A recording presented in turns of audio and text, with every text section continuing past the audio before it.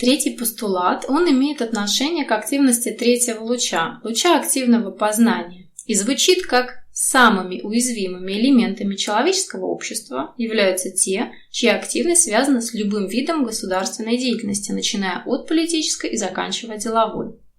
В этом постулате как раз и определяется та самая активность, которая и приводит к уязвимости личности. Уязвимость определяется таким понятием, как отсутствие иммунитета. Здесь, наверное, стоит развернуть само понятие иммунитета.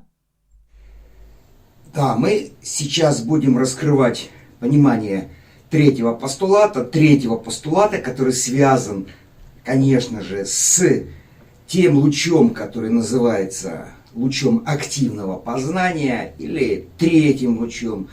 Этот луч непосредственно связан с активностью того, что мы называем как субстанциальная реальность, того, что мы называем как человеческая личность, того, что мы называем как сфера разума. То есть эти образования и эти существования, которые имеют место быть и могут быть замечены практически каждым уже продвинувшимся в своем уме человеком, эти образования оказывают влияние на самого этого человека, если не прямым методом или способом, то, по крайней мере, косвенно. И вот это вот косвенное участие третьелучевых энергий, энергии активного познания, и дает возможность человеку понять, что такое его защищенность, в чем смысл его иммунитета в этой самой нашей второй по счету Солнечной системе, то есть той системе, где активен не третий луч, а именно второй луч, луч любви и мудрости. И для этого нам, конечно же, необходимо опять вернуться в понимание того, что собой представляет человек, не просто как физическое тело, в которое наполнено огромное количество всевозможного рода систем, органов и так далее. Отнюдь. Человек – это куда более глобальное энергетическое образование, которое уже сам человек должен начинать понимать. Сам человек должен стремиться к тому, чтобы понимать, что он собой представляет. А представляет, еще раз напомним нашим учащимся, он то витальное тело или тело жизни, которое действительно заполняет всю его энергетическую суть, является своего рода каркасом, на который прикрепляется уже энергии второго луча. Энергии, которые были преобразованы из субстанции, которая опять же возникла из реалий субматериального мира, из тех реалий, где активен третий луч. И вместе с тем, помимо этого витального тела человека, конечно же, в нем существует, нам подсказали это название, существует в нем брутальное тело или тело разрушения. Это то самое тело жизни, но уже направленное не на поддержание самой же этой жизни, а на приведение этой жизни к состоянию смерти. Вот это и есть брутальное тело, которое объективно существует в каждом человеке, проявляется через его чакры и есть не что иное, как именно выход через них энергии, которая проникает из субстанциальной реальности в суть существования самого физического тела человека. Именно в его физику, потом в его эмоции и в его детерминированный ум или в его мозговую активность и проникают вот эти энергии третьего луча, который активен в самой субстанции, в самой той вселенной, которая является параллельно нашей, и на базе которой, в принципе, конечно же, и выстраивается вся реальность нашего мира. И вот эти энергии являются для человека брутальными, разрушительными, и вот чтобы они не были разрушительными, не создавали для человека особого рода проблемы в его хаотическом существовании, для этого и создается в человеке личность из все тех же энергий субстанции, которые как раз и прикрепляются к жизненным потокам брутального человеческого тела. Сам же человек, обладая и витальным, и брутальным телом, делает для себя выбор в процессе своей активности. Либо направить свое внимание на существование в нем самой брутальности или личности, либо же направить свое внимание на существование в нем индивидуальности или его солнечной души, которая, собственно, и фокусируется относительно потоков жизни второго луча, который и выстраивает непосредственно витальное тело человека. Вот в чем смысл этого самого иммунитета. Если человек вниманием своим переходит на существование личности, то понятное дело, что такой человек иммунитета иметь не может. То есть у него нет защищенности перед теми процессами разрушения, теми процессами преобразования и изменения, которые сегодня уже ярко видны и всеми, по крайней мере, продвинутыми людьми замечаются. И если же человек направит свое внимание на развитие у себя витального тела или эфирного тела, которое создается из энергии, которые исходит из реалий 4, 5 и выше измерений, то таким образом человек начинает приобретать этот самый пресловутый иммунитет, который не дает ему возможности, скажем так, просто разрушиться и умереть.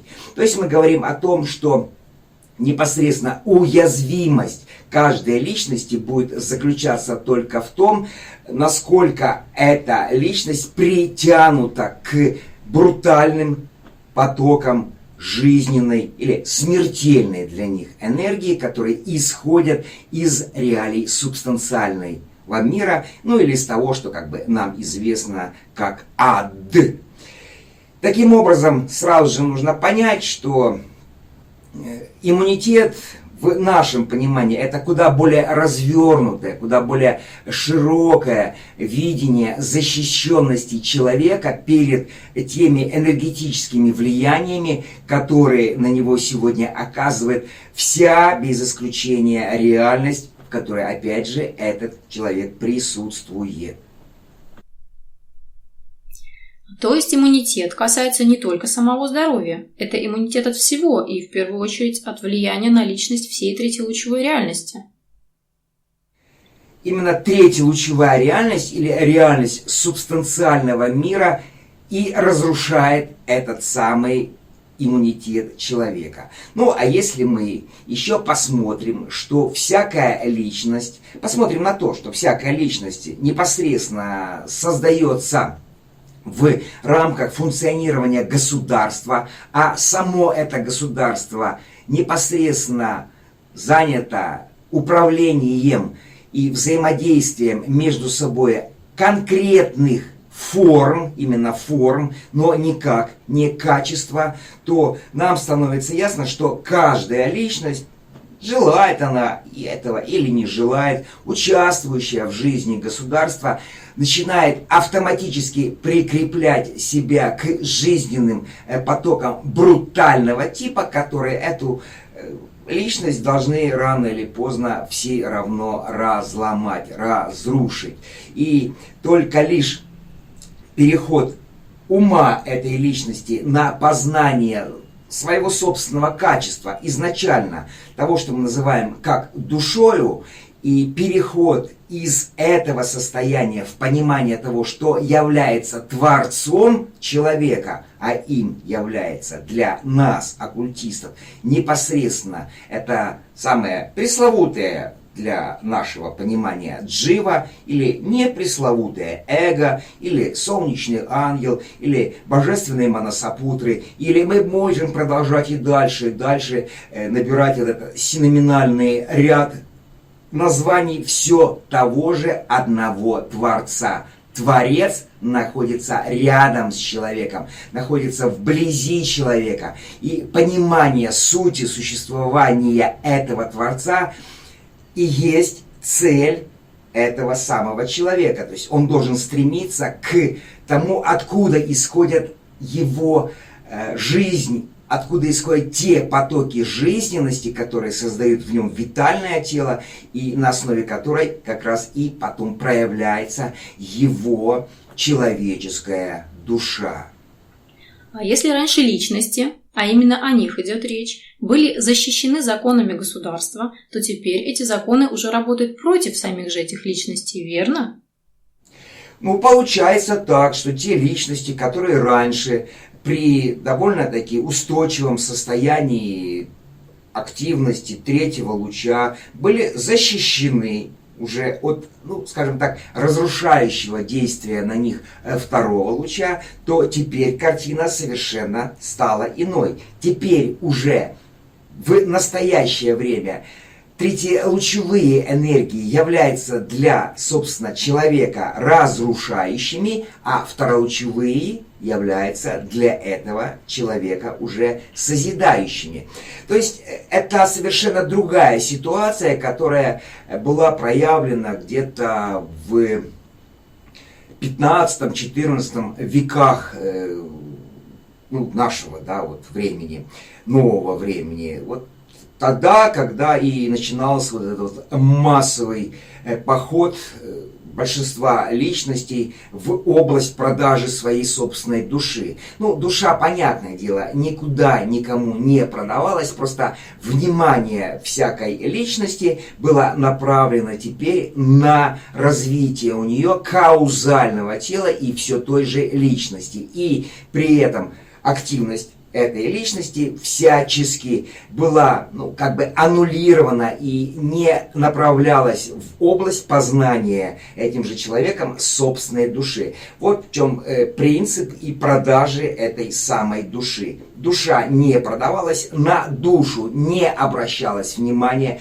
мысли не направлялись в область познания все той же души. Ну, а значит, раз мысли не направлялись, то согласно классическому оккультному трюизму и энергия не шла в направлении этой самой же души, ее построения, ее создания. Вся энергия человека направлялась на создание у него каузального тела. И мы сегодня уже можем видеть, как, собственно, многие из личностей начинают пожинать те самые плоды своей продажи души, которую они осуществили в прошлых воплощениях. Казалось бы, ну, все нормальная личность существует в достаточно благоприятном для нее государственном окружении, она уважаемая, у нее есть вроде бы будущее, она вроде бы понимает, что и как нужно делать, но вот эта личность почему-то вдруг начинает умирать. Умирать физически. Умирать только лишь потому, что ею неправильно принимается то или иное решение в настоящее время. Ну, для примера мы вот возьмем то, что произошло с Борисом Грачевским, да, художественным руководителем этого детского юмористического киножурнала «Ералаш». Вроде бы все у Бориса Грачевского было хорошо, вроде бы все он шел в том направлении, в каком и должен был идти раньше, и шел в этом же направлении в создании детского юмористического журнала. И вложил туда все средства в этот сам журнал и надеялся, что этот журнал как бы будет работать по все тем же принципам, по которым он работал ранее, но за небольшим исключением. Грачевский не был осведомлен о том, что в настоящее время начинает среди вот этого молодого поколения проявляться группа так называемых шизоидов, на которых как раз и нужно было обращать внимание и дать понимание их особого рода мышлению, их особого рода восприятию мира. Вот к этому как раз Борис Грачевский не был готов. И он принял неправильное решение, шел по тому же пути, по которому и раньше, шел в уровень понимания все той же человеческой формы и комизма, да, ее проявления. И в результате этого Борис Грачевский, ввиду неправильного выбора своей художественной деятельности, деятельности как творца, и был удален из этой реальности, поскольку он не видел правильного направления в развитии своей, опять же, творческой деятельности. Вот пример. Мы не будем прилагать еще другие примеры к настоящему, да, вот факту, который мы вам дали, но мы покажем, что на сегодняшнее время, в данный момент, вся ситуация в мире накалена до предела. Накалена только лишь потому, что у большинства личностей начинает активироваться их джива, то есть она развивалась абсолютно, точно можно заметить, развивалась так же, как и развивалась сама личность, но у этой дживы нет подложки, нет фундамента, нет основы, через которой она бы могла войти в существование вот этих личностных проявлений человека. Нет души, вот этой самой пресловутой души. И поэтому большинство из нынешних представителей элиты, находясь под постоянным давлением на себя активности все той же дживы, вынуждены принимать определенного рода решения, правильные или неправильные. И вот неправильные решения, как правило, должны их привести в состояние смерти, поскольку все неправильные решения связаны непосредственно с активностью третьего луча, и они связаны с прошлым, а все правильные решения, они имеют отношение к будущему, то есть имеют отношение к второму лучу, к его активности, к тем энергиям, которые проявляют себя непосредственно в человеческой душе. И если эта личность не имеет этой самой подложки в виде души, этого фундамента, то, понятное дело, ею будут приниматься абсолютно неверные решения, которые приведут к разрушению или деструкции этой самой личности, поскольку она выстраивается, как вы понимаете, на брутальном теле, и в результате этого такая личность очень-очень подвержена риску вымирания, и поэтому она и является уязвимым элементом. Ну, следует заметить, что именно те личности, которые как раз и фокусируют свое внимание в области мышления на манипуляцию формами, вот эти самые личности как раз, а формы, как вы понимаете, имеют отношение к проявлению энергии третьего луча. Так вот, эти самые личности являются уязвимыми элементами, и, как правило, все из них, которые относятся к уязвимости, имеют отношение к той еврейской расе, которая непосредственно и фундаментирует себя на управлении формами, поскольку вот эта еврейская раса является третьей расой. И эта третья раса связана с активностью третьего луча.